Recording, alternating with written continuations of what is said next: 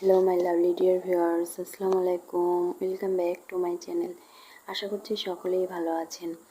তো আজকে টাইটেল এবং থাম্বনেল দেখে নিশ্চয়ই বুঝতে পারছেন আজকে আমি কি রেসিপি আপনাদের সাথে নিয়ে এসেছি।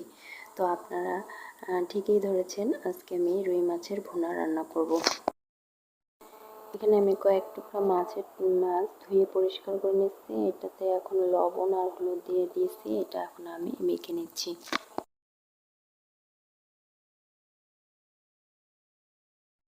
তো আমার এটা মাখা হয়ে গেছে। আমি এটা সাইডে রেখে একটা মশলা তৈরি করব। 2টা পেঁয়াজ, মরিচ এবং রসুন বেটে নেব। গরম করে মাছগুলো একে একে ছেড়ে দিব।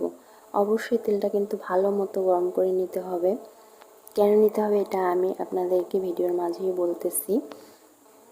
এখন সুন্দর করে আমি দেখতে পাচ্ছেন, যখন আমি মাছটা উল্টায় নিচ্ছি কড়াইয়ের গায়ে কিন্তু লাগেনি।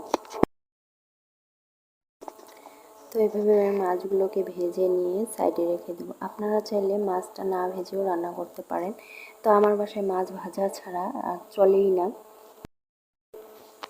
এখন দেখতে পাচ্ছেন দর্শক, আমি ওই যে তেলে মাছ ভাজছি ওই তেলেই আমি 2টা পেঁয়াজ কুচি করে হালকা ব্রাউন করে নিচ্ছি। গোল্ডেন ব্রাউন করে নিয়ে কিন্তু এর মাঝে এখন আমি বেটে রাখা মশলাটা অ্যাড করে দিলাম এবং এর সাথে অ্যাড করলাম হচ্ছে জিরা বাটা।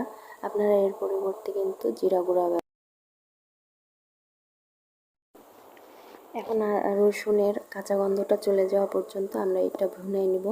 তারপরে চলে গেলে আমি এর মধ্যে মরিচ গুঁড়া এবং হলুদ গুঁড়া আর ধনিয়া গুঁড়া পরিমাণ মতো দিয়ে দিব।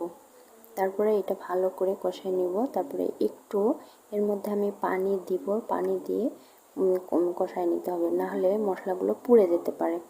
তারপরে যখন আমার এটা ভালো করে কষানো হয়ে যাবে, তেলগুলো উপরে উঠে আসবে, তখন আমি এর মধ্যে একটা সবজি অ্যাড করে নিব।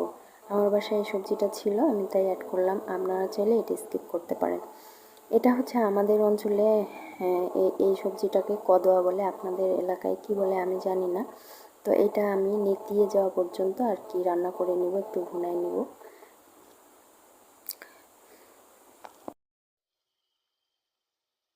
তো দেখতে পাচ্ছেন এটা নেতিয়ে গেছে।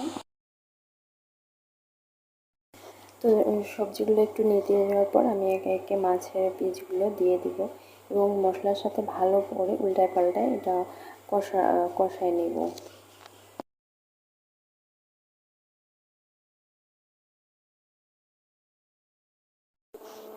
এই মশলাটাতে মাছগুলো একটু কষানো হলে হবে কি, মশলাগুলো মাছের ভিতরে সুন্দর করে ঢুকে যাবে।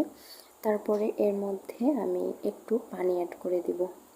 পানি দেওয়ার পরই আমি এটা ঢেকে দিব।